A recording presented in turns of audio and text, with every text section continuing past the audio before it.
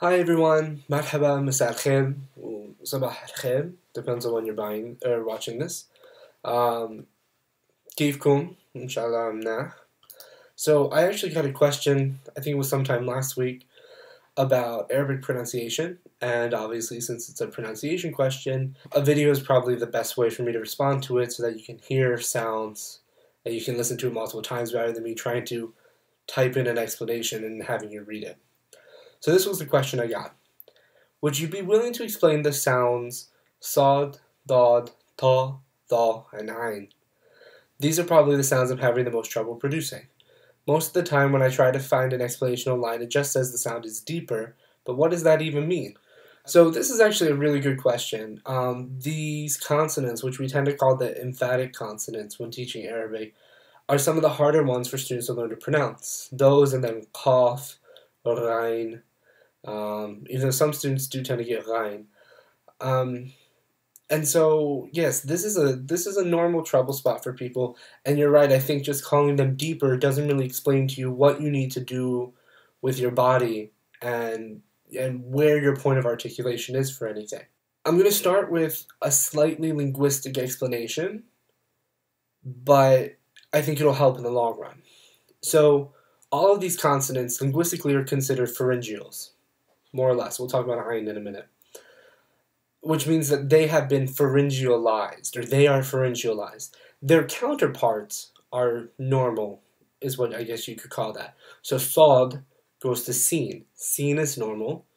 Sod actually has the exact same place of articulation, is what we call it in linguistics. So they're pronounced in the same place, but when something is pharyngealized, your tongue moves back towards your pharynx, which is back here.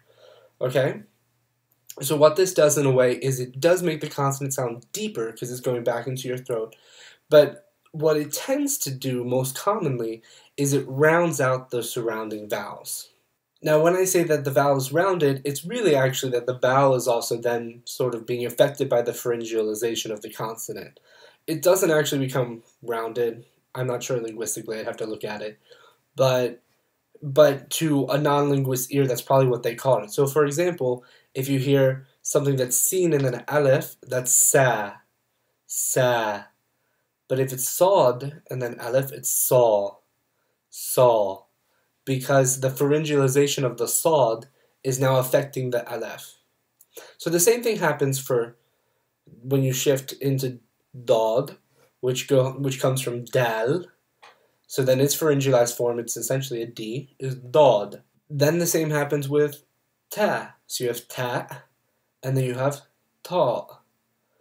Ta is still a T, it's still ta. But your tongue, the back of your tongue, in sort of this rounding, or in this deepening, is being pushed back towards the back of your throat, and so it does make it feel sort of rounded here, so it's ta. And then again, tha goes to, or really probably val, it depends on how you ask, goes to tha. So essentially what they are is when you're making the sound, the point of articulation, whether it's sa, or ta, or da, or the, which all tend to be some form of a dental, this does not change. Your point of articulation is the same.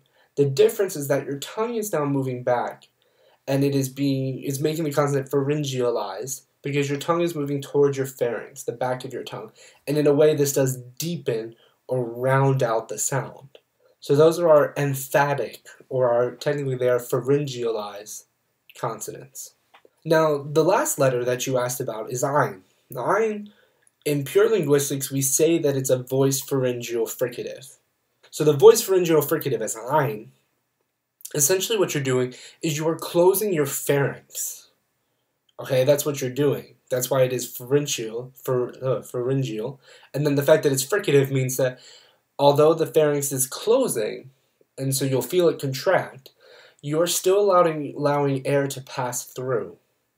And then the voicing is that your vocal cords are also going to vibrate. Because if you did it without voicing, it would be something like,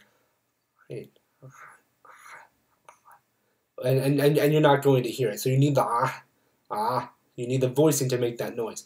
So what I want you to try to do is, this is trying to get it to be hard to get on tape, but sort of go down to your pharynx, Ah. So it's down here, okay? If you're a man, I think it should be just below your voice box. Ah, ah, or it should be all in this area. And practice sort of trying to close it. I know it seems really weird, and at first it is, but you'll get used to it. And so it'll be like ein, okay? Uyun, matam, and practice saying words. When I was first learning, one of the hardest things for me was shifting my vowels, because it's easy almost in a way to do ein plus an a vowel, like whether it's ah or ah. That's a little bit easier to do. But then go oh or oh and oh, and then go eh, like el. El means science, so say I, and I, like Isa, Isa. And at the very beginning, and right now it sounds very sort of forced. It's going to sound very forced because this isn't a natural sound for you, and you almost have to overemphasize it. But in the long run, I'll say be careful to not continually overemphasize it. But yeah, so these are called pharyngeal consonants. They are in a way deeper because they're pronounced further back in your throat, which makes them sound to be at a deeper level, and that's why people refer to them as that. A lot of people also refer to them as emphatic consonants. Not the ein, but the other ones tend to be emphatic consonants. So honestly, your best bet is to practice saying words with them, practice just repeating them. And I know for ein, I think it is easy to go ah, ay, oh, ah, ay, ooh, and it's and you sound kind of silly, but you'll get used to making these noises that are essential to speaking Arabic, and it'll help you in the long run. So I hope that helps. If you have more questions for you, feel free to ask questions or to comment below, and I can always try to clarify a little bit more. But yeah, good luck, بالتوفيق.